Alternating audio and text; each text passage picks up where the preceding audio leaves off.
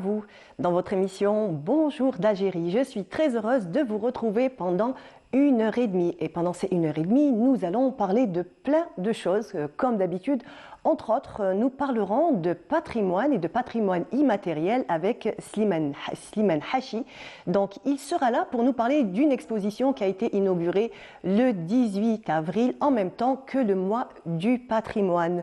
Nous recevrons, bien entendu, comme à chaque jeudi, comme chaque jeudi, depuis tout le mois de Ramadan, nous recevrons Mohamed Toumi et nous parlerons des 3 blancs. Et oui, donc ces 3 blancs qui sont nocifs pour notre santé. Nous continuerons toujours avec Samia Gasmi, qui est présidente de l'association Nour al-Douha. Donc elle viendra nous parler de tout ce que fait son association. Et nous finirons, on va dire, avec une note joyeuse et gaie, avec Soraya Bouatba, donc notre collègue de la chaîne 3, qui sera là pour nous parler donc d'une chose qu'ils vont faire le jour de l'Aïd. Et en fait, ça sera un sourire, un jouet, c'est aller vers les enfants et leur redonner le sourire le jour de l'Aïd. Et voilà, on commence toujours notre émission, bien entendu, avec les nouvelles du ciel avec Mina Abed.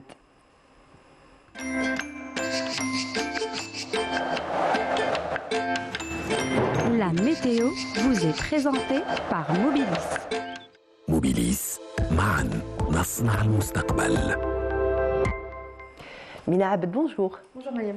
Comment vas-tu? Ça va. Ouais. Très bien. Alhamdulillah. Et toi? Oui, ça va. Ça va Ça va, doucement. Doucement, avec Oui. la fin de Ramadan. Avec la fin de Ramadan, on est un peu sur la pente. Exactement, Voilà. exactement. Ça va remonter. Normalement, ça va remonter. demain ou après-demain, je pense que ça ira un peu mieux. Inch'Allah. Inch'Allah. Inch'Allah.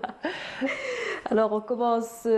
Bonjour à tous. Excellent réveil pour cette journée. Quelques passages nuageux sur l'ensemble des régions nord avec possibilité de quelques faibles pluies, notamment vers l'est du pays. Des pluies assez marquées vers les Aurès, des pluies vers l'intérieur ouest et centre, avec des orages en journée sur la partie sud.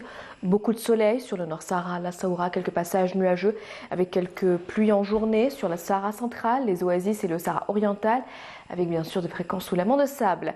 Les températures de cet après-midi, on notera sur la moitié nord, 22 degrés à Alger, Tizi Ouzou, 22 degrés à Oran. On notera 26 degrés du côté de Rilizane, 25 à Djelfa, 35 degrés à Ghardaïa, 31 degrés à Béchar, 32 à Tindouf, 37 à Drari Insalah. Et enfin, la maximale atteindra les 43 degrés à Porj, Bati Bourtar et Inigazan. On passe tout de suite à l'état de la mer. Pour cet après-midi, on notera une mer calme, un peu agitée sur l'ensemble des régions côtières avec des vents entre 10 et 20 km/h vers les côtes ouest et entre 20 et 30 km/h sur le centre et l'est. Encore une fois, excellente matinée et à tout à l'heure midi.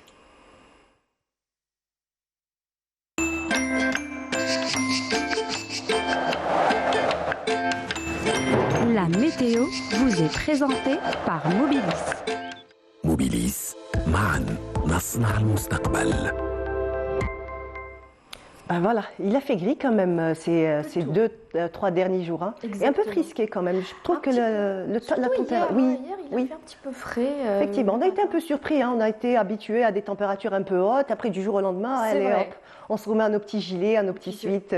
Mais bon, ça fait pas de mal. Exactement, ça fait pas de mal. Bien sûr, Exactement. Mina, je te propose d'écouter une chanson. Avec plaisir. On écoute tout de suite. C'est Mohamed Tariq et Mohamed Youssef. C'est un madih. On écoute et on revient juste après. دائما أبدا على حبيبك خير الخلق كلهم مولاي صل وسلم دائما أبدا على حبيبك خير الخلق كلهم يلو عليه شافع الأمة بذكر الرسول تشحذ الهمة يا ربي بجاه النبي أزح الغمة يا ربي بيد. Voilà. Donc Mina Abed me disait qu'elle a énormément donc, de punch après le ftor. Ah oui, c'est incroyable. C'est génial. Après, c'est là. Bah oui, c'est clair, une fois qu'on a repris un peu d'effort, ça va, on est d'attaque. Hein. Surtout après le café. Hein. Oui, surtout bien après entendu. le café. Voilà, Tout va bien, je suis une autre personne. j'imagine. Tout va très bien. Donc il reste encore quelques petites choses pour cette fin de Ramadan. Oui, bon, pas grand-chose hein, pour cette semaine. C'est vrai qu'il y a eu énormément d'événements pour ce mois. Ça va être un petit peu calme hein, cette semaine, mais on aura droit à quelques petites choses, hein, surtout pour aujourd'hui et à partir de cette semaine. Ah, génial. Voilà, donc on a, comme on le sait, il y a eu le lancement à Alger hein, du mois du patrimoine sous le slogan « Le patrimoine culturel algérien et ses prolongements africains » et à cet effet. Il y a en ce moment une belle exposition intitulée « L'héritage culturel immatériel d'Afrique », une exposition qui se tient au Palais de la Culture organisé par le Centre régional pour la sauvegarde du patrimoine culturel immatériel en Afrique, avec le soutien bien sûr du Centre national de recherche préhistorique, anthropologique et historique et l'ONDA. Donc allez-y, profitez hein, de cette belle exposition. Et bien sûr, ils sont de retour. Hein. Le public, c'est le public qui a demandé le retour de ces deux chanteurs, Manel Gherbi et Samir Toumi. Donc, sont de retour ce soir. Hein? Un beau duo. Très très beau duo et c'est à la demande du public hein, qui est de J'imagine. retour, c'était pas prévu. Donc ils reviennent ce soir à partir de 22h hein, à l'Opéra d'Alger. Donc allez-y, profitez et bien sûr les sorties cinéma avec cette nouveauté. Tu dois connaître Mariam Donjons et Dragons, le jeu. Oui, bien entendu. Donjons et Dragons, donc il y a une sortie cinéma hein, pour ce film juste magnifique. Donc Donjons et Dragons tous les jours en VF et en VO. On a aussi Super Mario Bros, le film Les Trois Mousquetaires et bien sûr pour les tout petits Le Royaume de Naya, très beau film d'animation. Donc tous les jours au cinéma de Riyad El Fallah. Donc allez-y, emmenez vos enfants et profitez de ces moments. Donc Très bien. voilà pour les petites sorties culturelles de cette semaine. Très bien. Bah, très très bien, merci. Bah, Pas j'espère grand-chose, que- hein. Pas grand-chose, Pas c'est normal, hein, grand-chose. c'est la fin, donc Voilà, le c'est un temps petit de peu reprendre calme. un peu le souffle. Hein. Une Exactement. petite semaine histoire de se remettre d'attaque. De se reposer et après on va encore reprendre les petites sorties culturelles. Très bien, super.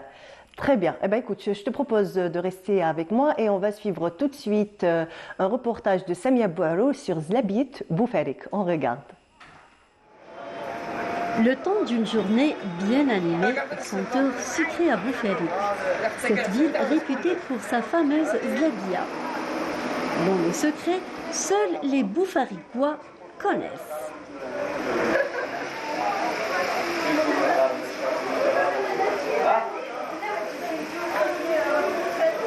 بوفاريك من بكري معروفة بزلابية ما كانش حاجة واحدة أخرى كيما الصحراء معروفة بلاتاي بوفاريك معروفة بزلابية فتحت عيني هكذا لقيتهم يخدموا فيها زلابية بوفاريك منا دخلت شكيت في وسطهم هكذا حتى نخدم زلابية. لا روسات هذه اللي بداوها لا فامي كسيل معروفين بكري اكسيل كانوا يخدموها العجايز. هذا هو السر تاعها عجايز ما رفدوا عليهم كاين اللي رفدوا بناتهم كاين ولادهم وبناتهم كيتزوجوا ولا رجالهم ورجالهم حلوا الحوانت وراهي ديفلوبات زلابيه الله يبارك وهي تمشي. Zlabia banane, coquillage, la ronde. Bref, différentes formes et couleurs qui attirent les gens de partout. واللي نوعوا في زلابية هي زلابية تاع لاباس تاع بوفاريك هاي ليك هذه هي زلابية ما كاش والأنواع كاين تاع البنان كاين هذه الحمراء تاع توانسة كاين العوامة هذه جابوها السوارة السوريين هما اللي جابوها حنا زدنا لها اوبسيون نزيدوا لها حلوة الترك والشيكولا هذو سقايط يتشهاو الناس وعشية يشربوا منها بزاف. جاني واحد داها لفرنسا قال لي انا حال فرنسا عطيتها له في هذه لابوات هاي ليك عطيتها له داها لفرنسا قال لي كيفاش نديرها؟ قلت له هذه منا سخونه تروح الكونجيلاتور كونجيليها تديها معاك كي تلحق تدي كونجيلا تحطها في طابله تاكلها تقول دوكا خدمت. Tout le mérite revient aux familles pionnières dans la préparation de ce gâteau traditionnel. Ça se préparait et se vendait dans les maisons. اللي خموها في الديور وتنباع في الديور ومن بعد يماها الله يرحمها كانت تضرب اللمبوط هاكا تضرب اللمبوط نورمال عادي كلها غير في الدار وتعلمتوا منها الصنعة تعلمنا منها صح هذا وليدي هذا وليدي هو طالع معاها كي فاهمه كيما انا طلعت مع بابا هذا وليدي وطالع هذا خويا هذا ولاد حومتي. La zlabia de Boufarik a toujours été une pièce maîtresse qui garnit notable pendant le ramadan. La touche sucrée appréciée par les Algériens pendant les veillées agréables de ce mois sacré. احنا كل شهر رمضان لازم زلابيات بوفاريك ناكلوها خويا تمشينا في الدم هذه زلابيات بوفاريك.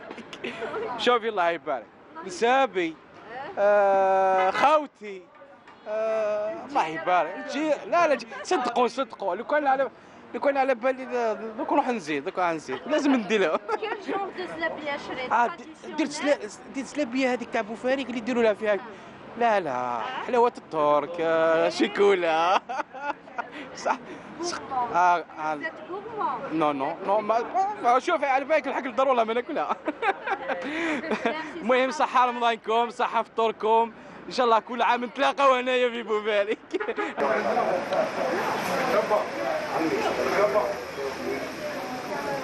Voilà, donc comme on l'a vu, c'est vrai que c'est délicieux, Zlabiat Boufarik est délicieuse, mais nous avons donc Monsieur Toubi, bonjour. Bonjour. Vous êtes là pour nous dire que c'est vrai que c'est bon, mais hélas, c'est néfaste pour la santé. Exact. Vous savez, tout ce qui est sucre est mauvais pour la santé.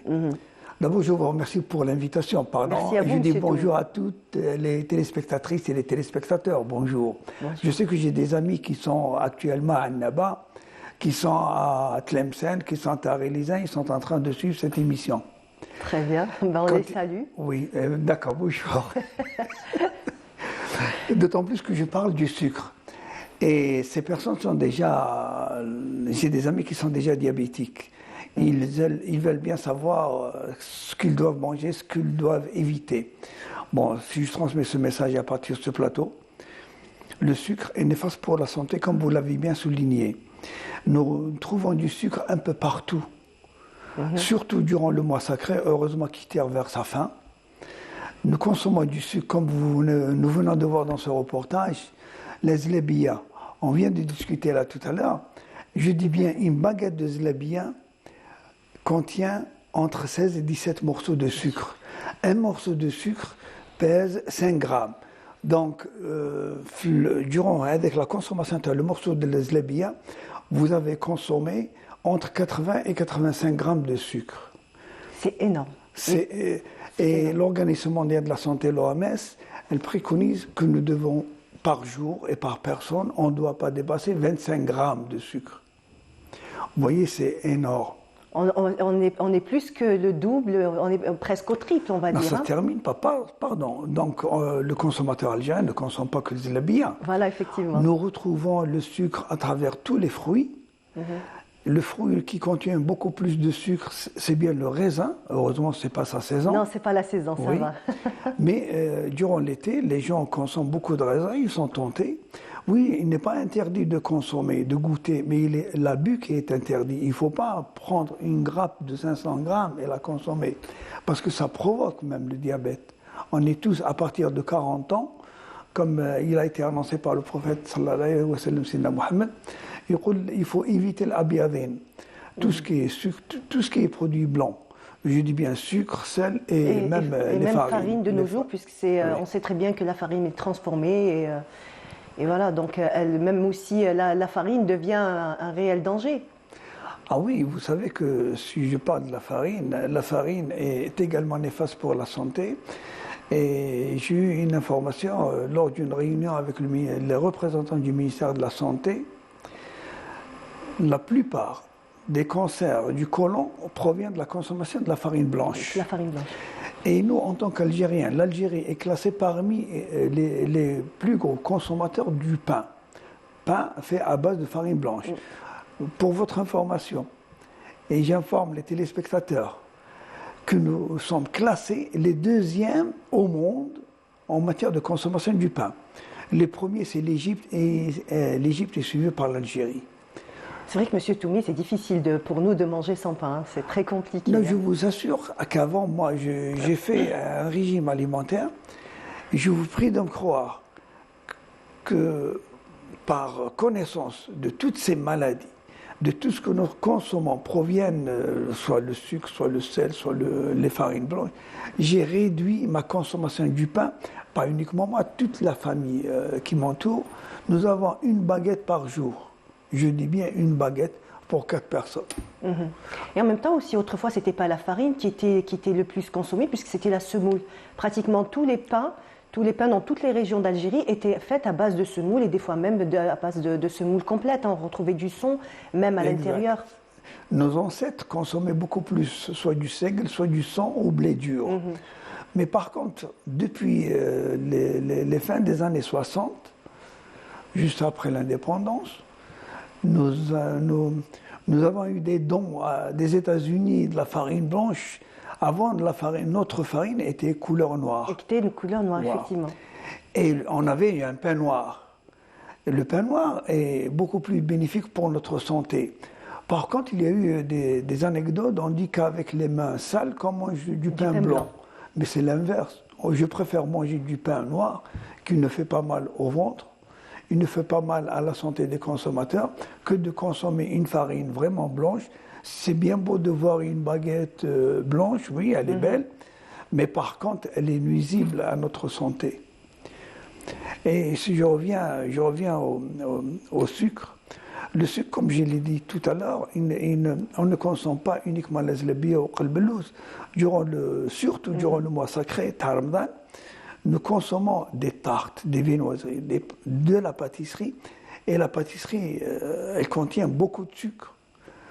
Même en dehors du mois sacré, bientôt, ça tire vers la fin, comme je viens de le dire. Et en même temps, M. Toumi, le sucre va revenir encore sur le devant de la scène, puisque voilà, on va commencer à préparer. Enfin, on a commencé à préparer donc des gâteaux pour Eid al-Fitr. Voilà, encore du sucre sur nos tables. J'ai remarqué que toutes les maisons sont inondées avec des gâteaux faits maison. Oui. Il y a certaines femmes qui n'arrivent pas à préparer leurs gâteaux et ces gâteaux sont commandés. Mais c'est quoi comme gâteau? C'est plein de sucre, surtout avec tcharak l'aria, tcharak msakkan. Corne de gazelle, oui. Oui, corne de gazelle. Il a la forme de la lune. Qui contient énormément de sucre, que ce soit à l'intérieur et à l'extérieur. Et il est fait à partir d'une farine blanche, bien sûr. C'est une pâte. Sans compter aussi les colorants alimentaires. Ah, les colorants alimentaires, si c'était un colorant alimentaire naturel, il n'y a pas de souci. Mais par contre, tous les colorants que nous avons sur le marché national, c'est des colorants chimiques, colorants industriels, qui sont également nuisibles pour la santé. Nous retrouvons les colorants, pas uniquement soit dans la pâtisserie, soit dans les boissons gazeuses ou des jus en liquide. Et tout ça, nous consommons énormément des produits chimiques. C'est la vérité. Hein. Oui, effectivement, donc c'est des produits chimiques. C'est ce qui est commercialisé sur le marché. Et donc le consommateur ne fait pas attention. Et certains commerçants ou certains fabricants, ils sont attirés par les couleurs. Ils sont tentés, attirés par les couleurs, et ça les provoque à consommer davantage. Surtout nos enfants. On habitue nos enfants à bas âge à consommer sucre. Dans les pays qui se respectent, certaines familles, la plupart des familles, il leur est interdit de donner tous produits sucrés. Prenez le cas de la Suède, la Finlande, on ne donne pas la confiserie aux petits-enfants à partir d'un certain âge. Pas avant, je pense, 3 ans, hein, à peu près. Un peu plus. Mais par contre, chez nous, même en étant bébé, on lui donne un jus avec des colorants et trop sucré. Nos boissons gazeuses sont trop sucrées. malgré il y a eu des campagnes de sensibilisation, même le ministère du Commerce a essayé de faire pendre un décret exécutif pour limiter le sucre dans les boissons gazeuses. Et malheureusement, ça n'a pas été appliqué. Certains opérateurs économiques, certains producteurs de boissons ont limité, effectivement, mais ça se compte sur le bout des doigts. Il y a plus d'une centaine de... Il y a même aussi certaines marques aussi qui proposent en fait des jus nature sans sucre en fait. C'est vrai qu'au niveau du prix, il n'est pas le même, il est beaucoup plus élevé, mais ça reste quand même des jus qui sont naturels, sans sucre ajouté et sans colorant aussi. Oui, il y a un opérateur économique, je ne cite pas son nom, je le connais parfaitement. Il fait des jus.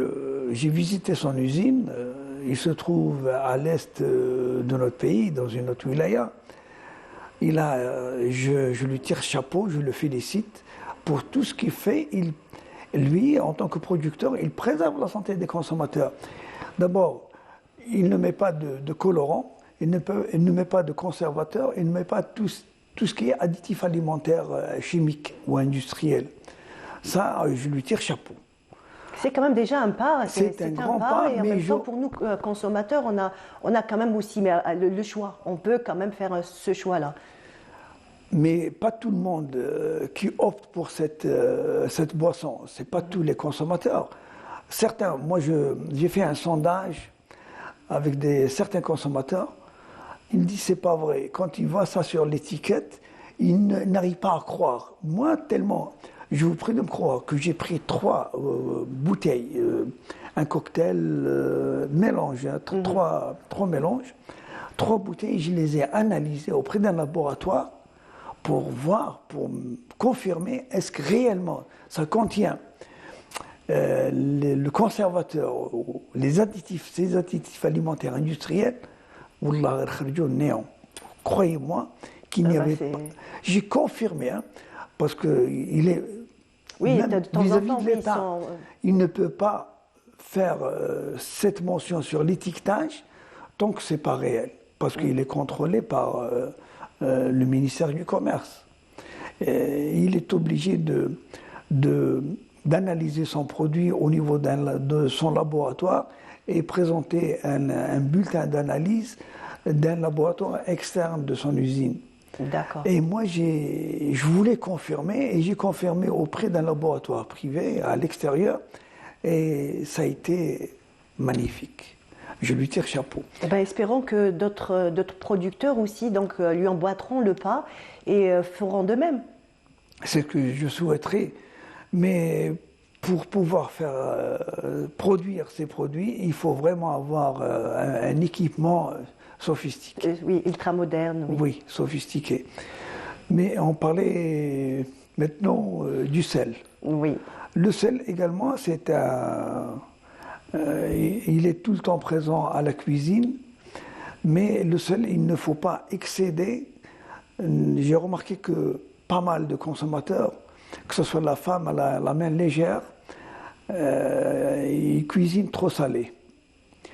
Et la norme exigée par l'OMS, on ne doit pas dépasser 5 grammes de sucre par jour. 5 grammes de sel. 5 grammes de sel, oui. Oui. Mais par contre, nous voyons, par exemple, en dehors du mois sacré de Ramadan, au niveau des rôtisseries, quand ils préparent leurs brochettes sur la grille, comment ils mettent le sel sans doseur, donc à longueur de journée, que les gens consomment salé. Nous trouvons également le sel pratiquement dans d'autres aliments, et surtout dans les produits tels que le fromage, les produits d'une manière générale agroalimentaires. Même dans une boîte de tomates en conserve, on trouvera du sel. Il y a du sel à l'intérieur. Donc la dame ou la maman qui cuisine au niveau qui cuisine sa shorba par exemple, elle met de la tomate concentrée qui est déjà salée. Les légumes contiennent du sel, du sodium. Oui, naturellement. L'eau contient du sodium. Et elle rajoute du sel de table ou sel de cuisine. Il faudrait utiliser, et j'attire aussi l'attention des téléspectateurs, il faudrait utiliser du sel iodé. Parce que oui, généralement, c'est ce que nous trouvons sur le marché, le sel iodé. Non, au niveau des grandes villes. Allez-y voir là où il est d'El-Oued, allez-y voir là où il est de Biskra, vous trouvez des roches de sel vendues sur la route. Donc, il n'y a aucune hygiène. Ce sel qui se vend sur le marché, il y a des clients, les habitants de ces régions, El-Oued, Biskra, Ouergla même, ils achètent du sel en bloc. Donc il vient des salines des alentours. Oui. Donc c'est un sel non traité qui ne contient pas l'iode et c'est mauvais également pour la santé.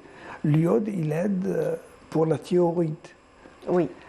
Et nous retrouvons également le sel dans les olives, dans les fromages, pour les personnes. Les variantes. Oui, pour les personnes hypertendues, ils doivent éviter d'abord de consommer tout ce qui est salé, tel que je viens de citer. Oui, les olives et... Oui, les fromages. Ils doivent réduire la consommation du sel à la maison. Voilà, donc c'est ce que, en fait, avis à tout le monde à diminuer, à être beaucoup plus raisonnable dans sa consommation de sucre et de sel. Monsieur Toumi, on va juste récapituler rapidement. C'est combien le taux de sucre et de sel quotidien par jour, réglementaire, on va dire? Il ne doit pas dépasser 25 grammes. D'accord. Je dis bien 25 grammes par jour. Et le sel ne doit pas dépasser 5 grammes par jour. Voilà, et par personne, bien sûr. Très bien. Eh ben, merci, Monsieur Toumi. Voilà, j'espère qu'on a fait le tour et que les gens qui nous suivent seront, on va dire, un peu plus conscients et un peu plus raisonnables dans cette consommation. Et surtout, durant cette période de fête de l'Aïd, à partir de demain ou après-demain, comme j'ai dit, toutes les maisons sont inondées de gâteaux. Il y a beaucoup de sucre qui rôde autour de la table. Il faut limiter la consommation de ces gâteaux, parce que c'est néfaste pour la santé. C'est bon de déguster un gâteau, une baklawa par exemple, un makroud au miel, mais il faut réduire la consommation, surtout le début de l'Aïd. Très bien. Voilà. On vous remercie, Monsieur Toumi, merci beaucoup. Et je vous propose de suivre avec nous donc un reportage sur les préparatifs des gâteaux de l'Aïd. Durant la dernière moitié du mois de Ramadan, voire même avant pour certains, c'est le début de la traditionnelle course aux emplettes pour les Algériens, en particulier les femmes, pour préparer les différentes sortes de gâteaux et autres confiseries qui garnissent les tables et accompagnent les réunions familiales le jour de Eid al-Fitr. Pour certaines, la confection de ces délices est une véritable partie de plaisir et a un charme particulier. Je consacre toujours un temps pour faire les gâteaux, malgré que je travaille. Le plus important pour moi, c'est de préparer les gâteaux traditionnels, كيما نقولوا حلوة الطابع. تشارك المسكر تاعنا، تشارك العريان.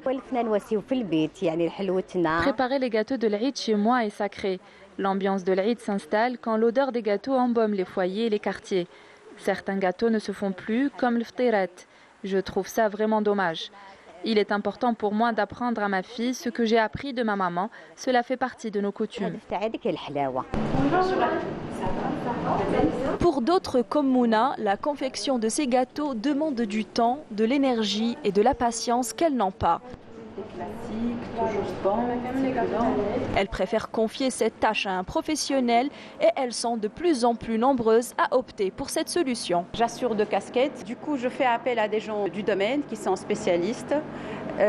Certes, on peut faire des choses à la maison, donc c'est juste pour le plaisir personnel, mais on fait appel à des gens de métier. Quelqu'un qui le fait régulièrement et avec ce qu'il faut comme produit, pas comme quelqu'un qui le fait à l'occasion. J'achète régulièrement. C'est beau, c'est présentable, c'est tout prêt. J'ai pas le temps pour travailler les gâteaux et tout. Je préfère les acheter. Dès la première semaine de Ramadan, بدينا ناخذوا les commandes تاع الحلوى. On a plusieurs modèles كيما العرايش، البقلاوه، المخبز، وخدينا plus de centaines تاع les commandes. Toutes ces commandes اللي راهم عندنا دوكا دارونا impression في l'atelier تاعنا. Mais on fait notre mieux pour donner une bonne qualité les clients d'Yanna. Et comme offrir des gâteaux le jour de l'Aïd est une tradition bien ancrée chez les Algériens, les pâtisseries proposent désormais des box de différentes dimensions, formes et couleurs prêtes à être emportées. Pour la nouveauté هاد العيد عندنا دي بوكس plusieurs modèles نديرو فيهم un mélange يقدروا تاني les clients تاعنا يدوهم comme des coffrets les familles تاعهم. Préparé chez soi ou confectionné par un pâtissier, le plus important est de profiter en famille ou entre amis de cette fête qui marque la fin d'un long mois de jeûne, ce qui permet d'apprécier encore plus ces succulentes gourmandises sans lesquelles l'Aïd ne serait plus une véritable fête. Effectivement, donc si les gâteaux ne sont pas sur la table, l'Aïd al-Fitr n'a pas le même goût, effectivement, et en même temps, c'est une tradition et il faut donc garder toutes ces recettes, tout ce patrimoine que nous avons. Et on continue tout de suite notre émission Bonjour d'Algérie. J'ai le plaisir de recevoir alors Semia Ghasmi. Oui, c'est bonjour. Ça. Bonjour et bienvenue, merci d'être là. Merci pour l'invitation. Oui. Vous êtes présidente de l'association Nour al-Doha. Oui. Parlez-nous un petit peu, donc faites-nous un petit peu lumière sur cette association. C'est lumière durant le mois de Carême. Merci aussi pour l'invitation de Canal Algérie qui sont fidèles à Nour al-Doha. Merci. À l'ensemble. Donc voilà, la lumière de l'association, c'est donner une joie à nos malades quand on les reçoit. C'est des malades qui viennent de l'intérieur du pays, beaucoup plus, pour se faire soigner au centre Pierre-Marie Curie.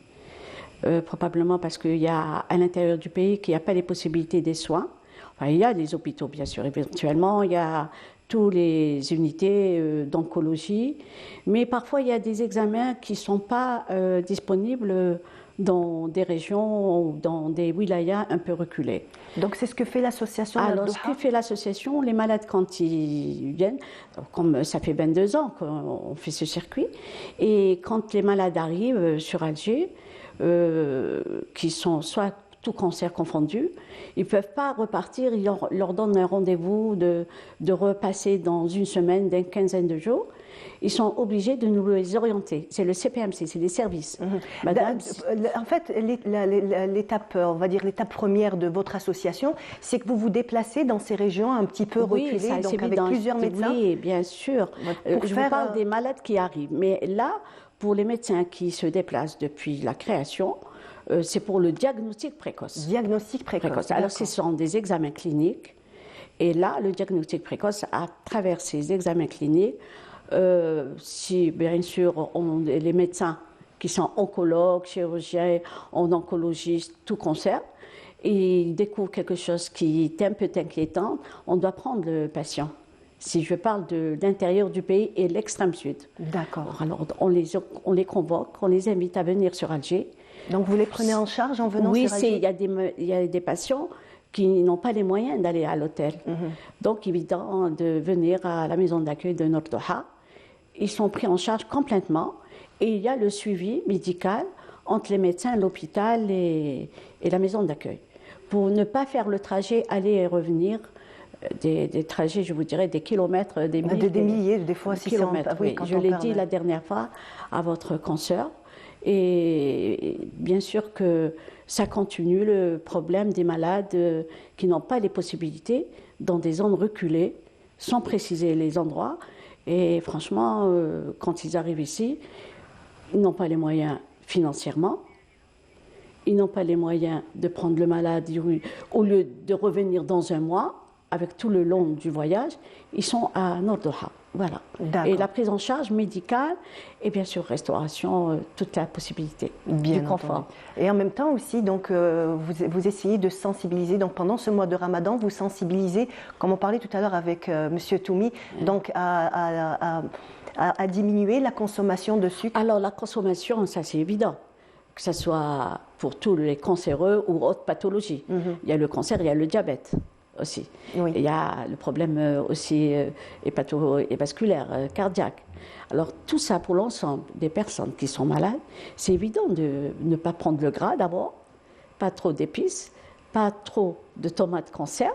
Il y a beaucoup de plats qui sont en tomates conserve. Il n'y a pas mieux que la tomate fraîche. Il n'y a pas mieux comme les légumes frais. Évidemment, pas de gras dans les plats. Et ça, c'est pour éviter toute complication. Dans quelques temps, on découvre, tiens, il y a le cholestérol, il y a le diabète et il y a le cancer. Et croyez-moi, quand on va les personnes qui n'ont pas les possibilités, ils doivent aller à l'hôpital. C'est la galère un peu pour la prise en charge. S'il y a un malade qui fait un problème qui est déjà peut-être diabétique, il n'est pas sérieux de se surveiller. Ça, c'est le problème, c'est très très sérieux. Les plats, vous savez, c'est clair. Croyez-moi. Et surtout pendant ce mois de Ramadan, en fait. C'est surtout ce mois-là où tout la pâtisserie, les gâteaux, les sucreries, tout ça.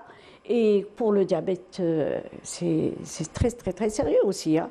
Alors là, le problème aussi, c'est les problèmes vasculaires. Il y a, plus tard, s'il y a des complications, à courir de droite à gauche.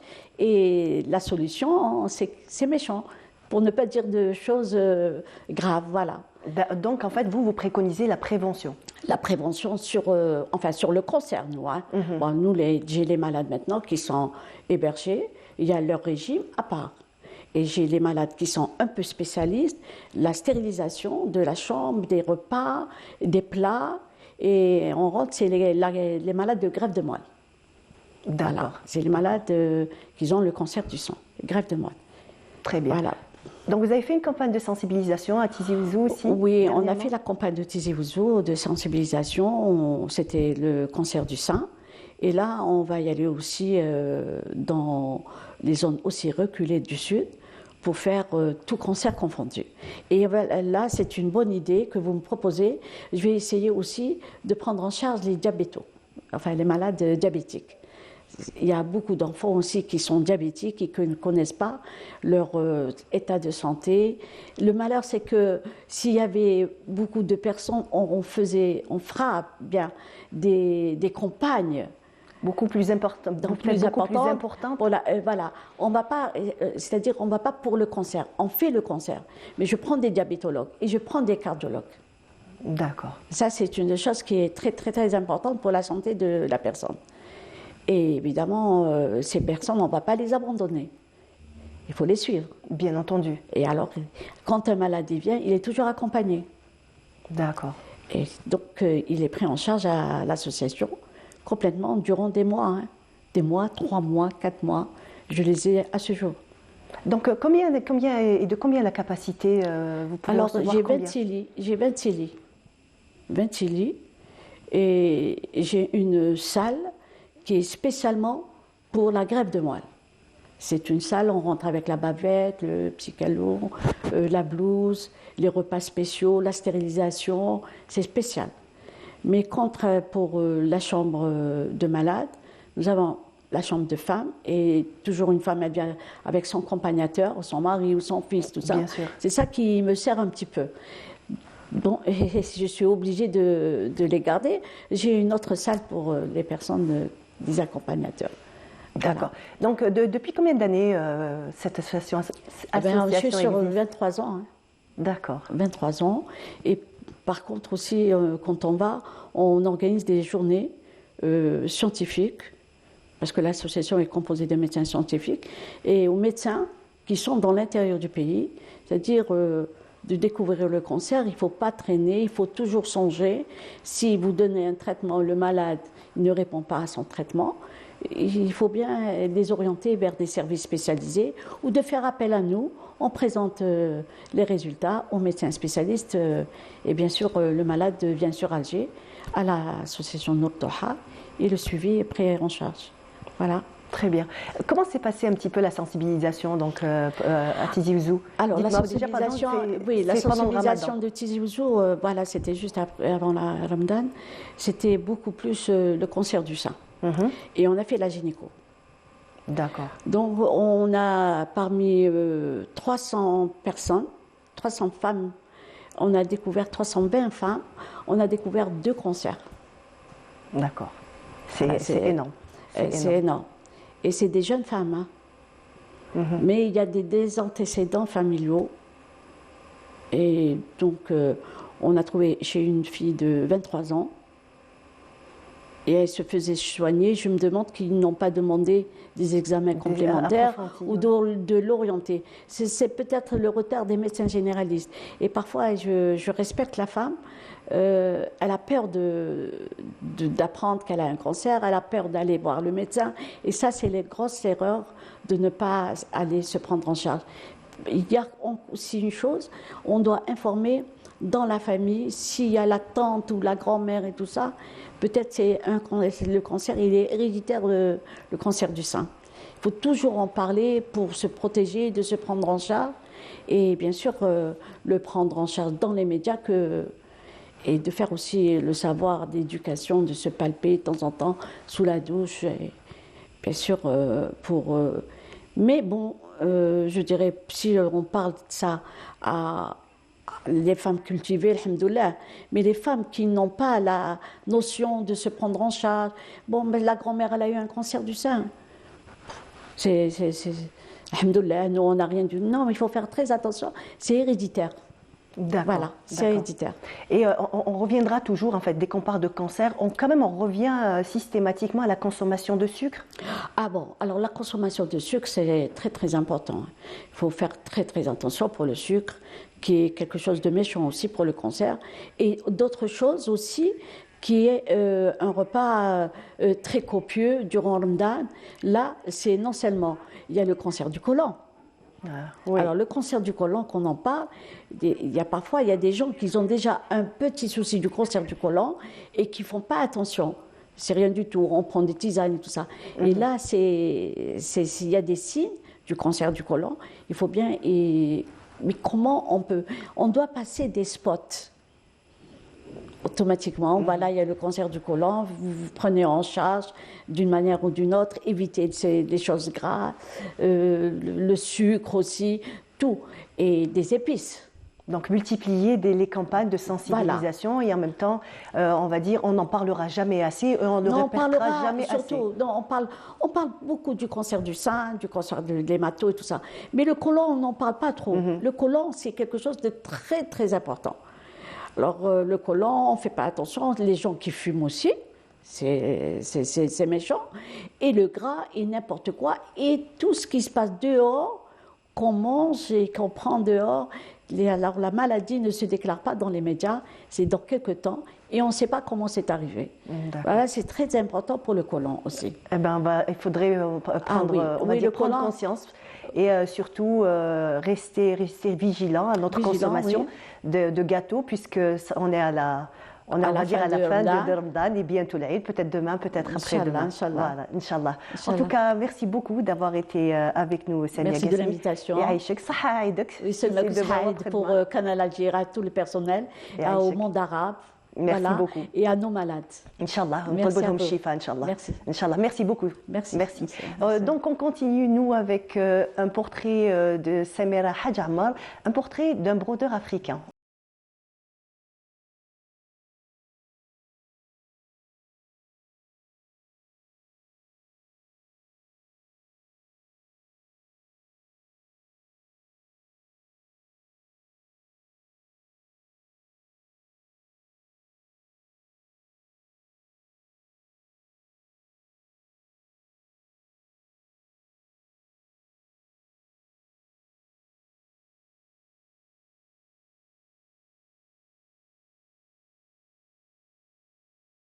D'amour sur ce métier.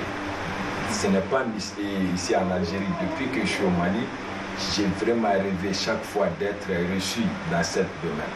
Parce que je faisais le madarsa au Mali. Je me recule un peu. Je faisais le madarsa au Mali. Bon, lorsque j'arrivais à 5e année, j'ai arrêté les études. Je rentre même pas à la classe. Donc, lorsque mon père savait ça, il m'a demandé qu'est-ce que tu veux. Ça trouve que j'ai trop amoureux de ce métier.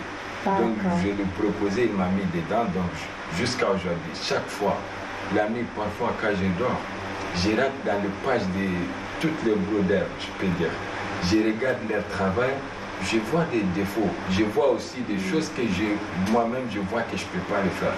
Donc le lendemain, ce que je vis qui m'appelait, je viens sur la machine, j'essaie de le faire jusqu'à ce que j'arrive. À Alassane passe de longues heures derrière sa machine à broder pour réaliser des pièces uniques, africaines et surtout traditionnelles algériennes. Son coup de cœur, le karakou et la gondora.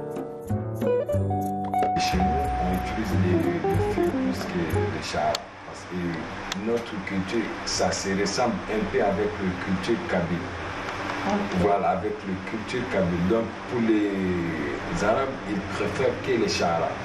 Donc, avec leur dessin aussi, il y a trop de fleurs. Il y a trop de fleurs. On utilise trop de fleurs plus que... Chez nous, on n'utilise pas trop de fleurs. On utilise les points, les feuilles comme ça. Bon, c'est ça, c'est pour ça que ça m'a plu quand même. Je préfère les karakou. Sans vous mentir, je préfère, même sur la machine, quand je fais les karakou, je me sens vraiment libre. Parce que le petit, c'est pas quelque chose qui est grand comme la robe. En plus, je peux le tourner sur la machine comme je vais. Là, je peux faire le travail que je veux sur les karakou. Par contre, sur le robe ou bien la gandoura ou bien bodron, ça va être un peu grand pour moi. Mais je peux faire quand même, mais je ne peux pas le faire comme je préfère. Ce savoir-faire qu'il développe en s'imprégnant de la culture algérienne et la richesse de son patrimoine. Vraiment mon rêve. Un jour, je vais voir mon nom sur un karakou dans le défilé national de l'Algérie. Avec mon nom, bien sûr, pas le nom de quelqu'un. je vais voir une mannequin pour moi, il porte les créations pour moi, avec mon nom, et il s'annonce voilà, sur le défilé national.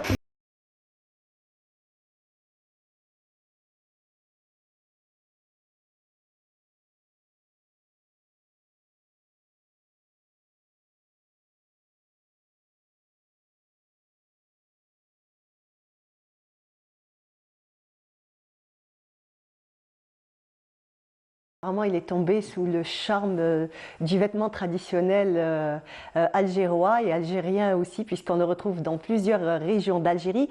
Et j'ai le plaisir de recevoir Monsieur Slimane Hachi. Bonjour. Monsieur Slimane Hachi, bonjour. Merci d'être là. C'est un plaisir, toujours. Oui, je sais. Vous êtes un habitué de nos studios. À la télévision algérienne, qui m'invite et qui me fait l'honneur de me faire participer à chaque fois qu'il s'agit de parler du patrimoine et de culture. Et on aime toujours vous recevoir parce qu'en fait, vous nous en dites toujours un peu plus et on est toujours, on va dire, à la pointe de l'information grâce à vous. Merci beaucoup, oui. C'est moi. Nous sommes en plein mois du patrimoine. Hein. Comme vous le savez, du 18 avril au 18 mai, l'Algérie célèbre le patrimoine. Ça veut dire quoi, célèbre le patrimoine? Cela veut dire que les institutions du ministère de la Culture, à travers tout le pays, ces institutions ouvrent leurs portes, organisent des colloques, des réunions, des tables rondes, des journées d'études. Les musées montrent leurs plus belles collections. En fait, pendant ce mois du patrimoine, tous les professionnels et toutes les institutions du patrimoine sont mobilisés pour célébrer le patrimoine. Célébrer le patrimoine, cela veut dire le rendre, le fréquenter, l'aimer, l'apprécier, avancer avec lui, s'inquiéter pour lui, voir dans quel état de santé il se trouve, apporter les remèdes nécessaires si besoin est. Voilà à quoi ça sert le mois du patrimoine. Ça sert à remettre en circulation ce patrimoine, à remettre en circulation sociale et sociétale ces legs, ces héritages que nous ont laissés nos anciens, toutes périodes confondues, bien sûr. En fait, parce qu'on a peut-être un peu tendance à, étant donné que c'est dans nos traditions, que c'est dans nos habitudes, on a un petit peu tendance c'est pas à l'oublier, mais peut-être à ne pas le valoriser autant qu'il le mérite. Oui, à ne pas le voir. ou à ne pas le fréquenter. Non, c'est pas bien. Le patrimoine, c'est ce qui nous fait ce que nous sommes, n'est-ce pas? C'est la base de notre identité et c'est la sève de notre personnalité. C'est cela qui nous fait avancer. Parce que l'homme, et la femme aussi d'ailleurs, l'homme, pour avancer, il a besoin de deux paires d'yeux, de deux paires de yeux, d'yeux. Il a besoin d'une paire derrière pour voir d'où il vient, et il a besoin d'une paire devant pour voir où il va. Et pour avancer, il faut savoir d'où on vient pour aller là où il faut aller. C'est ça l'importance du patrimoine, parce que c'est ce qui nous nourrit. Et durant ce mois, et évidemment le 18 avril dernier, Madame la ministre de la Culture, Madame Soraya Mouloudji, ministre de la Culture et des Arts, a ouvert par quoi? D'abord, elle a décidé que le slogan de cette année, que le shi'ar, comme on dit, de cette année, de l'année 2023, est dédié à l'ancrage africain, à l'identité africaine, à notre appartenance à l'Afrique. Donc de montrer, de chercher, de diffuser tout ce qui dans notre patrimoine, tout ce qui dans nos legs et héritages culturels nous ancre davantage dans l'Afrique, nous identifie davantage à l'Afrique, parce que comme toutes les nations, comme tous les pays du monde, n'est-ce pas, les nations sont les produits de leur géographie, n'est-ce pas, et de leur histoire.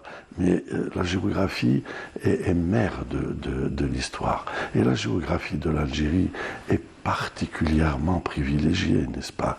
Nous sommes à la pointe nord de l'Afrique, nous sommes au milieu de la rive sud de la Méditerranée, et nous avons un regard vers l'Orient, vers l'Asie, et c'est ce lieu géographique qui nous fait ce que nous sommes, et qui nous place au cœur de l'histoire. Vous savez, être au milieu de la Méditerranée, ce n'est pas rien, parce que pendant longtemps, le monde était la Méditerranée, et la Méditerranée le monde, et que donc nous sommes au cœur de ce dispositif, et c'est une grande fierté, et c'est ça qui doit nous habiter, c'est ça qui doit nous impulser, c'est ça qui doit nous mettre à l'œuvre, nous mettre en marche. C'est à partir de ce patrimoine que nous devons nous mettre en marche. Donc à l'occasion du 18 avril, l'ouverture de ce mois du patrimoine s'est faite sous la houlette et l'autorité de Madame la ministre de la Culture. Elle s'est faite par l'ouverture d'une exposition, d'une grande exposition. Oui, justement. D'une grande exposition. Et très vite, j'invite les Algériens, tous les jeunes, les moins jeunes, les plus jeunes, à aller visiter cette belle exposition qui est consacrée au patrimoine culturel immatériel de tout le continent. De tout le continent. 27 pays en 31 pays. 31 pays qui possèdent des éléments inscrits sur les listes du patrimoine immatériel de l'humanité sont présentés par au moins un de leurs éléments culturels. Alors vous avez tout le continent, vous avez des danses, vous avez des masques, vous avez des savoir-faire, vous avez des rituels, vous avez des cérémonies. Alors c'est tout cela l'Afrique. Et quand vous baladez dans cette expo, et à la fin vous avez pris connaissance de tous les éléments culturels, des héritages culturels qui composent l'identité africaine, qui composent la personnalité africaine.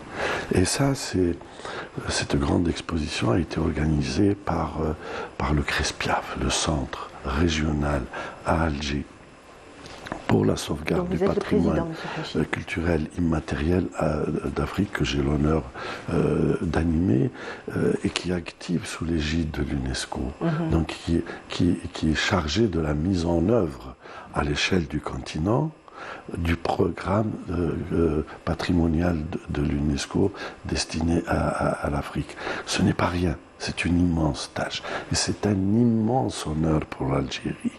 C'est un immense honneur pour l'Algérie que d'abriter ce centre, que l'UNESCO ait accordé sa confiance en offrant le privilège à l'Algérie d'abriter ce centre, et l'Algérie accueille avec déférence, accueille avec honneur cette distinction qui fait que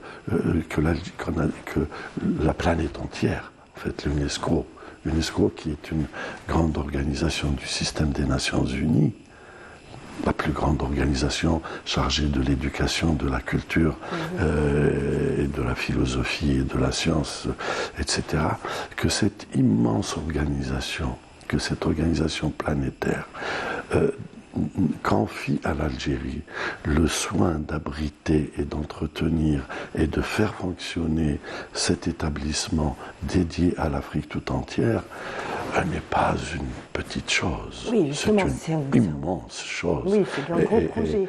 Et l'Algérie fait tout pour que ce centre fonctionne, rayonne, avance, etc.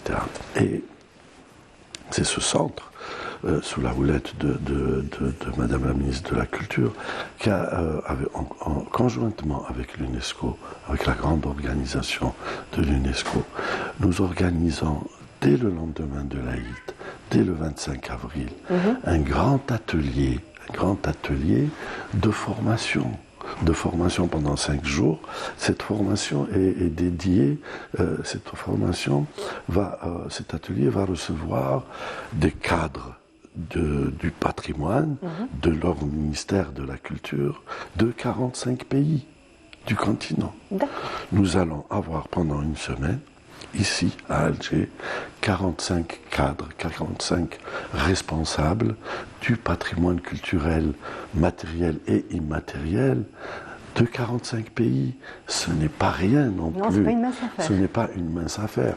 Alors on l'organise conjointement avec l'UNESCO, avec le secrétariat de l'UNESCO, que nous allons recevoir à Alger. Et je vous invite, au nom de Madame la ministre de la Culture et des Arts, de venir à l'ouverture pour rencontrer ces cadres du continent, ces cadres qui font avancer les choses, ces cadres qui s'occupent d'assurer la meilleure santé possible au patrimoine culturel immatériel, les rencontrer, discuter, échanger. De quoi sera composé exactement cet atelier ? Alors cet atelier, on va former à la Convention. Formé à la gestion de la Convention de 2003. Et comme vous le savez, les États, quand on a ratifié cette Convention, les États sont tenus de produire des rapports périodiques sur l'état de santé, sur le devenir, sur le port de patrimoine culturel et matériel et immatériel. Et s'agissant de cet atelier, il est consacré à l'immatériel. Et les régions de la planète, parce que la planète, auprès des systèmes des Nations Unies, de l'UNESCO, de l'OMS, etc., est structurée en régions, qu'on appelle les régions électorales. Et chaque année, c'est le tour d'une région électorale de produire son rapport périodique. L'année 2022, c'était le monde arabe qui devait produire, les pays du monde arabe, qui devaient produire et porter à l'appréciation de l'UNESCO, chacun son rapport périodique. Et cette année 2023, c'est l'Afrique.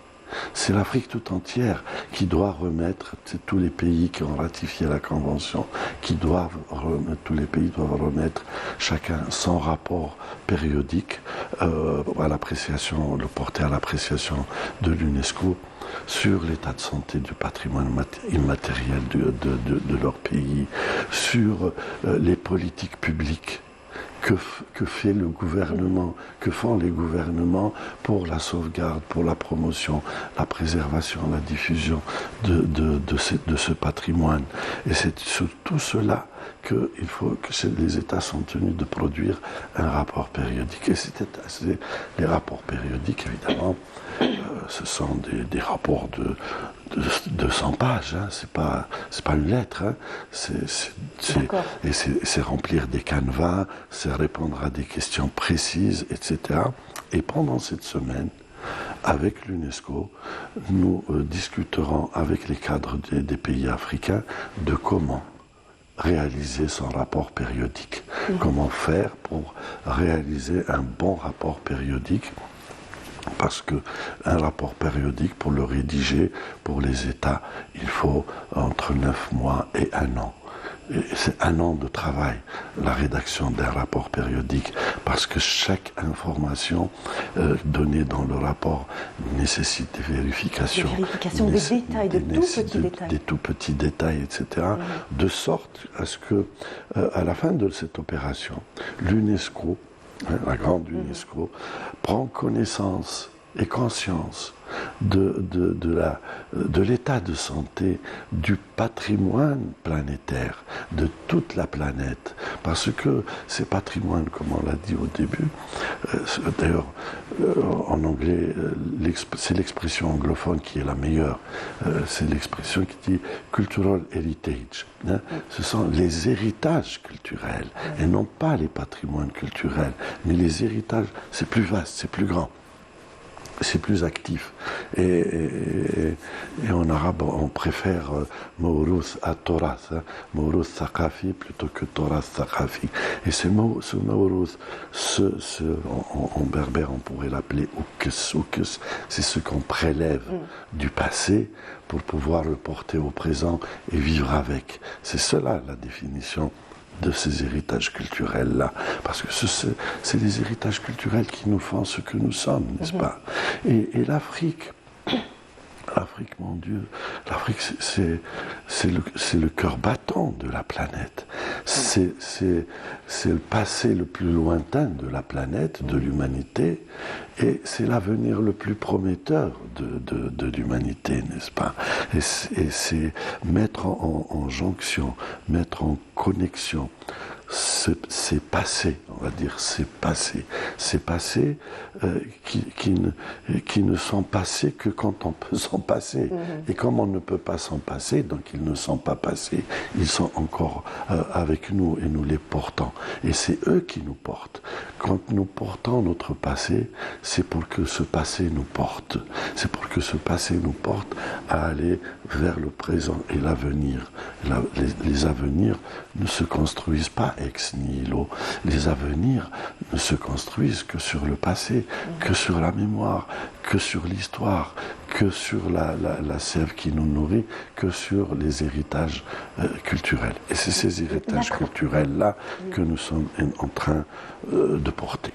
Effectivement, donc l'Afrique, notre position a toujours fait cette transmission. Oui, en fait, elle n'a jamais failli. Oui. Est-ce qu'aujourd'hui, cette transmission se porte bien, M. Hachim? Oui, on ne peut pas dire qu'elle se porte bien ou mal, mais l'essentiel, c'est qu'elle se porte d'abord, et qu'il y ait un regard. D'abord, il y a vis-à-vis de l'Afrique, il y a des retards et des injustices à rattraper, n'est-ce pas? L'esclavagisme, la colonisation, tout cela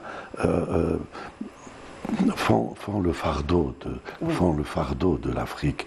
Et l'humanité doit être là pour soulager l'Afrique de ce fardeau, pour soutenir l'Afrique. Et l'Algérie, notre grande Algérie, notre grand pays, a toujours eu des positions extrêmement favorables au panafricanisme. Nous sommes parmi les pères fondateurs du panafricanisme. Si vous voulez, le mouvement national, la guerre de libération, en mettant fin à la colonisation de l'Algérie, a mis fin à la colonisation de l'Afrique. Nous avons, n'est-ce pas? Et ça, c'est très important. Et les Africains le savent. Et les Africains le savent, le continent en a conscience. Et c'est cette conscience de tout cela, du fait que l'Algérie a une voie, a une route, et qu'elle ne déroge jamais à sa route, dans des grands principes, dans le principe du panafricanisme. Vous voyez, là, actuellement, le regard intense porté par l'Algérie, tous azimuts, l'Algérie culturelle, l'Algérie politique, l'Algérie économique, vers l'Afrique. Vous voyez les déclarations, la politique du président de la République en direction de l'Afrique, en faveur de l'Afrique, de la culture africaine, de l'économie africaine, de la stabilité africaine. L'Afrique a besoin de stabilité, a besoin de développement économique.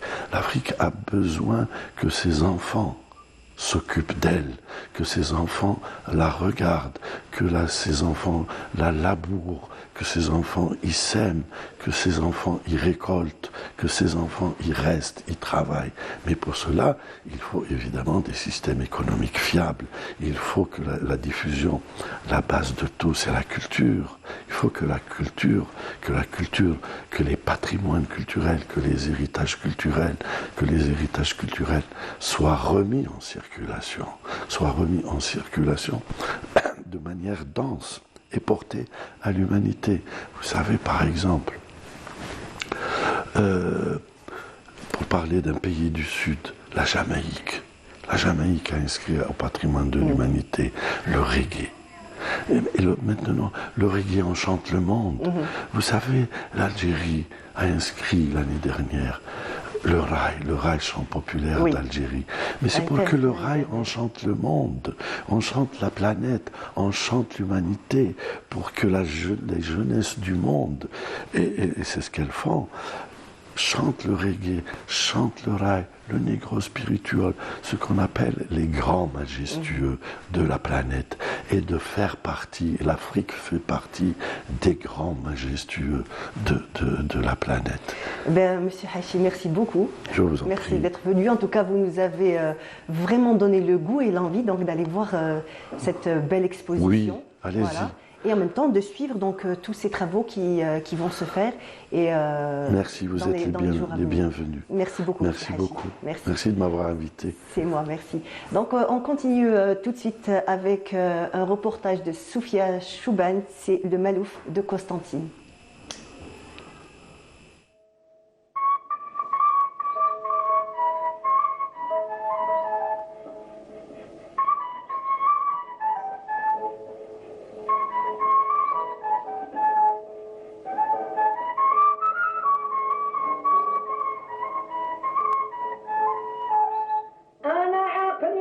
Le malouf constantinois est une musique arabo-andalouse très appréciée depuis la nuit des temps. Son origine séculaire remonte jusqu'à l'Andalousie. Mais c'est au XXe siècle que le malouf a conservé toute la beauté de ses noubas. Cet art a donné deux styles, le sdjel, qui est un enchaînement poétique, et le mahjouz, un chant populaire.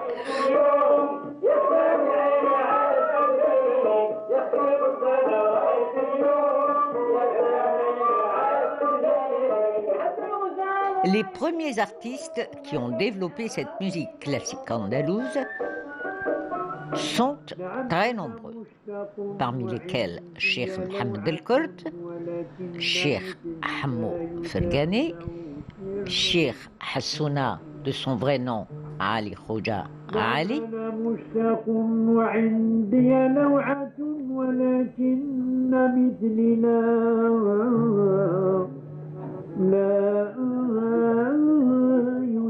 Au fil des ans, le malouf est devenu une musique structurée par les mouvements de l'Anouba, à travers une ouverture musicale appelée le Bachraf.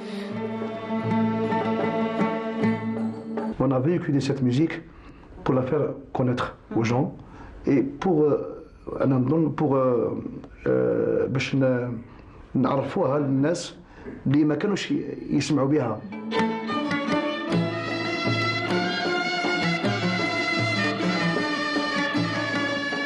Des modes sont dénombrés dans le malouf, parmi lesquels Adil, Ras el-Maya, Raml el-Maya, Lahsin, Zidan, Raml el-Kbir, Sika, le mezmoum et le mdjenba.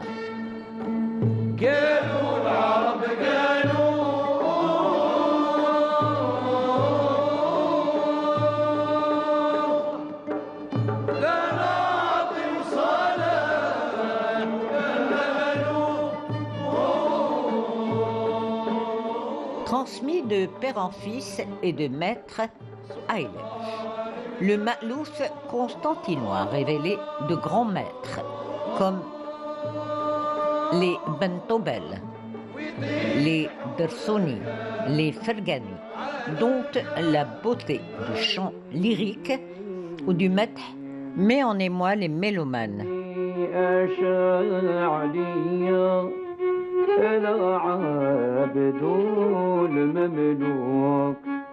والاشياء مقضيه لا في تحقيق شكوك ربي نظر فيا وانا نظري ما تروح. À l'instar des deux autres écoles de la San'a d'Alger et de l'école du Gharnata de Tlemcen, le ma'louf constantinois, dans sa tradition originelle, appose un cachet spécifique à la ville du Vieux-Rocher.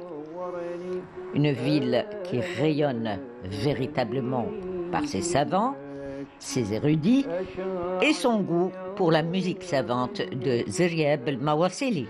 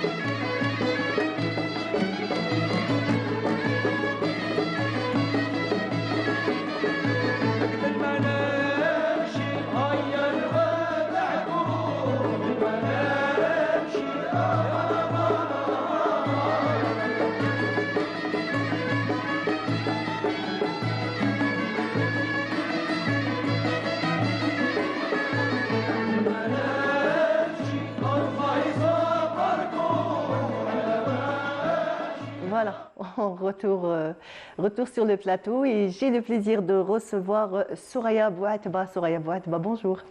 Bonjour. Ça va? C'est un plaisir. C'est un plaisir et pour moi.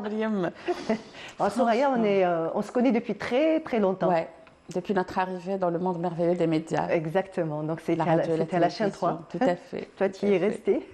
Moi, j'y fais quelques années.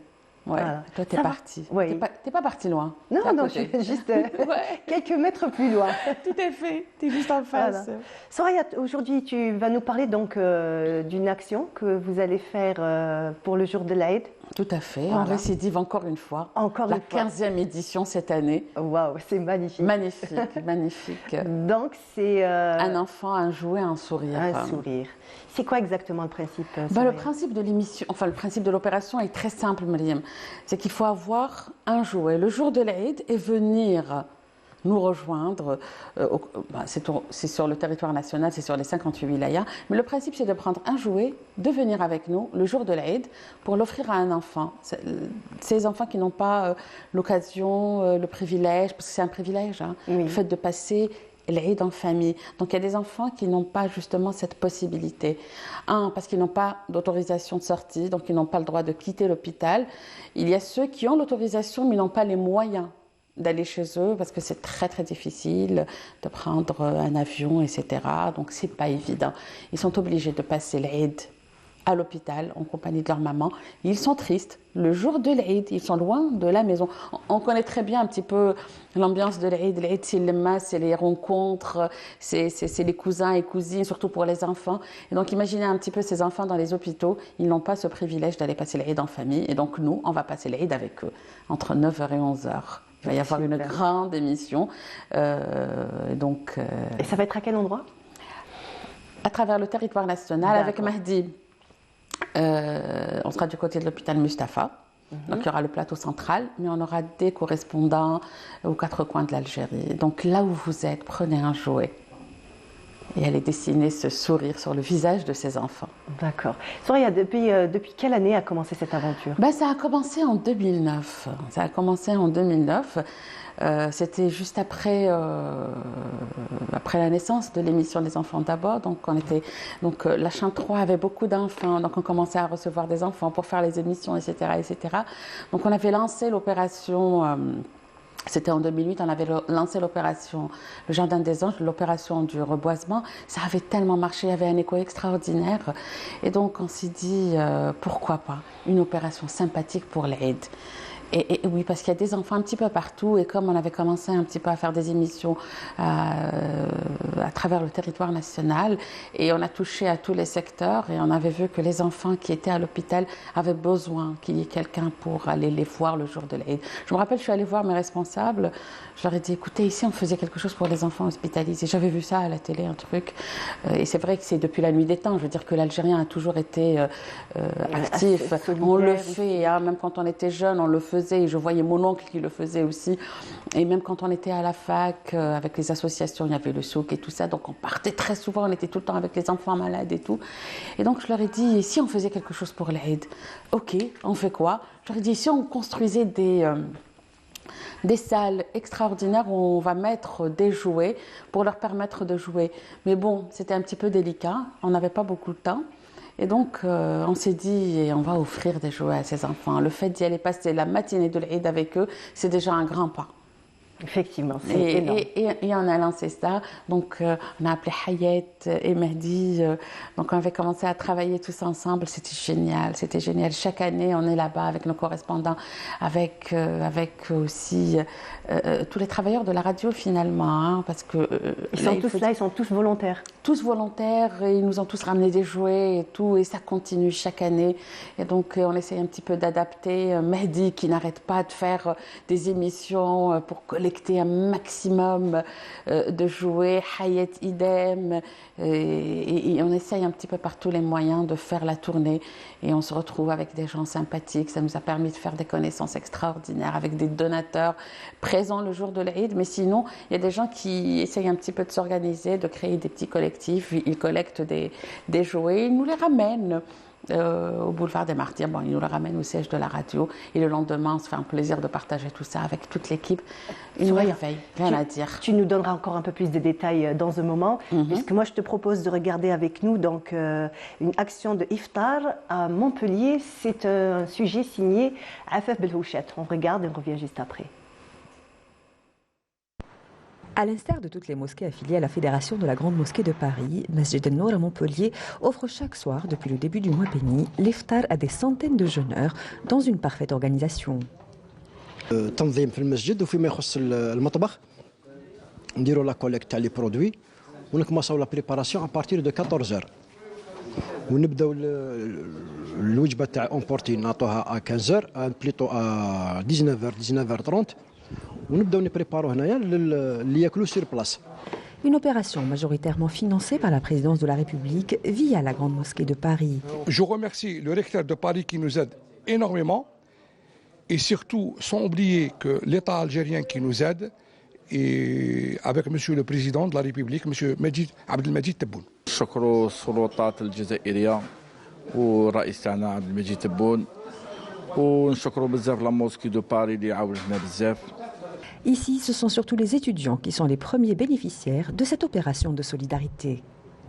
راهم دايرين حاجة مليحة, راهم قاع يوكلوا قاع الناس هنايا اللي ما عندهم شيء, اللي عندهم كاين الناس اللي راهم يرقدوا برا يجوا هنا ياكلوا في الجامع. الحمد لله يا ربي, ميرسي بوكو الناس قاع اصحاب الجامع. Le fait de venir manger ici à la mosquée, c'est quelque chose qui est très bien pour nous les étudiants, Et ça nous fait plaisir aussi. نحن الطلبة المقيمين في دولة فرنسا من دولة ليبيا جينا للإفطار هنا مع أخواتنا العرب والمسلمين كي نحس بالأمة متوحدة مع بعضنا ولا نحس بالغربة أن متغربين ببلد غير مسلم. À l'heure de la rupture du jeûne, les fidèles se rassemblent autour des tables à l'intérieur de la mosquée, sans distinction d'origine, dans un esprit de fraternité. هذه المبادرة حتى نرد بها رونق الإسلام في فرنسا وكذلك حتى نجمع شمل المسلمين.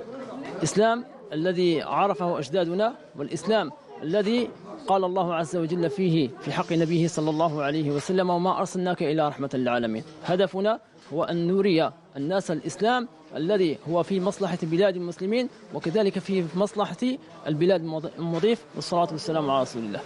Après l'iftar, les fidèles rejoignent la salle de prière pour accomplir Salat Tarawih et réciter le Coran jusque tard dans la nuit. Voilà, un très beau sujet où on voit vraiment la solidarité algérienne. Soraya, donc les Algériens sont très solidaires et pas rien, puisqu'on voit des étudiants d'autres pays qui viennent vers eux pour pouvoir avoir un repas chaud et avoir un petit peu cette chaleur. C'est l'esprit de Ramadan. Voilà. C'est de pouvoir se regrouper, c'est de pouvoir être ensemble. Surtout quand on est à l'étranger, c'est très très difficile. Même si on a les moyens, on a besoin d'être ensemble. On a besoin d'être avec ses pairs, avec les gens qu'on connaît pour partager justement ce repas et cette passion, la passion de Ramadan, c'est génial. Et on a vu ça aussi chez nous. Oui, effectivement, parler de ça, c'est beaucoup de magnifique d'actions comme ça. Tout à fait, grâce aux réseaux sociaux. Donc on a pu vivre avec eux les préparatifs. On a vu des organisations de repas collectifs un petit peu partout. C'est génial. Moi, j'ai adoré, j'ai adoré. En plus, c'est des jeunes. On a une société civile qui est active et c'est génial. L'Algérien est généreux. Oui, il est important justement qu'il soit avec nous le jour de l'Aïd. Pendant tout le mois de Ramadan, donc toutes ces associations se sont relayées, ils sont venus, on en a vu de tous bords. Et c'est un bonheur en fait de voir tout ce qu'ils font. Et ils travaillent de bon cœur, c'est génial. Et on a eu l'occasion d'aller les voir sur le terrain et franchement, je les encourage et bravo. S'ils ont besoin de quoi que ce soit, on est là, hein, donc on est un service public. Donc on est là, ne serait-ce que pour donner l'information. Et s'il y a quelqu'un qui est à l'écoute, il faut aider. C'est bien d'être engagé, être bénévole, et on a vu ça pendant Ramadan, c'est génial. En fait, ils ont fait leur preuve. Non, alhamdoulilah, ça fait plaisir.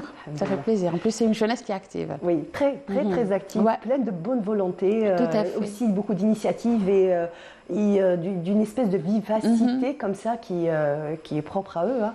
Oui, on les voit. En plus, moi, j'étais vraiment agréablement surprise aussi de voir des jeunes tout au long de l'autoroute, comme je termine juste avant le tour et je rentre quelques minutes avant le Maghreb. Je les vois sur l'autoroute, ils sont là, ils donnent de leur temps. Très volontaire. C'est génial, c'est génial. En plus, ils ont une moyenne d'âge de 22-23 ans. Je me suis arrêtée une fois juste par curiosité pour demander. Et franchement, c'est génial, c'est génial. Et on a besoin de cette générosité. Le jour de l'Aïd, il faut que vous soyez avec nous. Sur les 58 wilayas, on compte sur vous. Et franchement, c'est très, très important. C'est important d'être ensemble. C'est important de faire quelque chose pour son prochain. Ouais. Alors, Soraya, on parlera aussi dans un moment, donc juste après ce reportage de Afef Belouchet, c'est Action et solidarité au consulat, des employeurs du consulat. On regarde et on revient. C'est bientôt l'heure de l'iftar et ces dames s'activent comme des abeilles pour nourrir des convives particuliers. Mais elles ne sont pour la plupart ni membres ni bénévoles d'associations. Elles sont les travailleuses du consulat général algérien à Paris et elles ont consacré une partie de la journée à préparer un repas pour les Chibani dont elles s'occupent habituellement administrativement le reste du temps. خيرناها اليوم كعارف الناس خدامين وصامدي وغانيزاني هادي وجدنا لهم واش يكون قالوا لي انايا باسكو موالف نطيب معاهم داري نخدم معاهم في الامباساد في القنصله طيبنا وجدنا من كل خير وجدنا واش كاين الحمد لله فات غايه.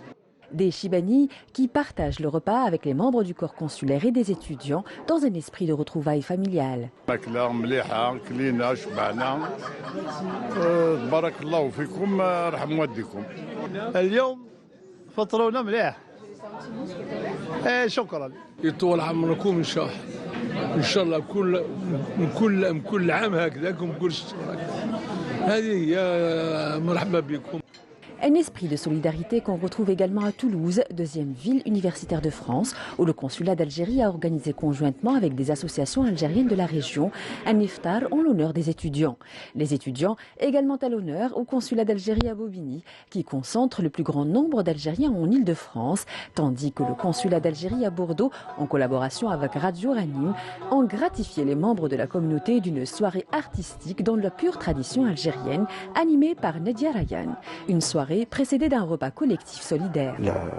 La chaîne de la solidarité qui caractérise ce mois-ci a été plus qu'à la hauteur, notamment grâce aux efforts des associations qui sont sur le terrain et en rappelant l'implication de l'État algérien sur instruction de M. le Président, qui a permis de financer des milliers et des milliers d'iftars tout au long de cette période de jeûne, grâce notamment à la grande mosquée de Paris et l'implication de nos consulats à travers l'Hexagone qui se sont impliqués aux côtés d'associations et de mécènes pour renforcer ce qui fait la force de notre communauté, la solidarité. À Saint-Étienne, le consulat d'Algérie a porté une attention plus grande aux plus jeunes ressortissants. Une cérémonie d'encouragement a été organisée pour récompenser les enfants mémorisateurs du Saint-Coran. Voilà. Soraya, on revient à toi pour nous dire pourquoi exactement vous avez porté votre choix sur le jouet. Le jouet, parce qu'on a tous une histoire avec le premier jouet. Il y a toujours un jouet qui nous a marqué. Est-ce que vous vous rappelez un petit peu Ah bah oui, très bien. Le premier jouet. Donc ça reste quand même quelque chose d'extraordinaire. Moi, je me rappelle, c'était ma poupée et elle était là avec moi. C'était ma confidente, on jouait ensemble. Et donc, on tisse des liens extraordinaires avec son jouet. Et donc, à l'époque, là maintenant, c'est le doudou. Oui, c'est le doudou, effectivement. Donc, c'est plus tendance. Mais on a tous un lien extraordinaire avec le jouet. Et ce jouet, ça va être un petit peu on va pas dire la première personne, mais on va parler de la peluche ou la poupée et tout ça. Ça va être, après les parents, ça va être, on va dire, l'objet qui va nous accompagner, à qui on va raconter. Moi, j'ai raconté 36 000 choses à mes poupées. Donc, on discutait ensemble et tout. Et c'est très, très important pour un enfant. Donc, imaginez un petit... En plus, l'Aïd, c'est ça. L'Aïd, on a toujours eu cette tradition. Très bien. C'est la journée des habits, c'est la journée où on sort. C'est la journée aussi où il y a un nadraham. Et on a beaucoup d'argent parce qu'on a, on appelle ça. Il doit aller là-bas, il nous donne ses petits sous. Et qu'est-ce qu'on fait? Soraya, on va l'acheter notre jouet. En tout cas, merci Soraya, merci beaucoup d'avoir été là. Je te souhaite une bonne continuation et surtout une bonne réussite pour le mouvement que vous allez faire le jour de l'Aïd. Le jour de l'Aïd, un enfant, un jouet, un sourire à partir de 9h dans tous les hôpitaux d'Algérie. Super, très bien. Merci beaucoup Soraya. Quant à nous, donc, on continue avec un iftar qui a rassemblé 80 personnes au Lincoln Monument à Washington DC. C'est Fatouma El Jazairiya de Casbah Event Algérie. Moi, je vous dis merci. Donc, on finit avec ça. Je vous dis merci de nous avoir suivis et à la semaine prochaine, Inch'Allah.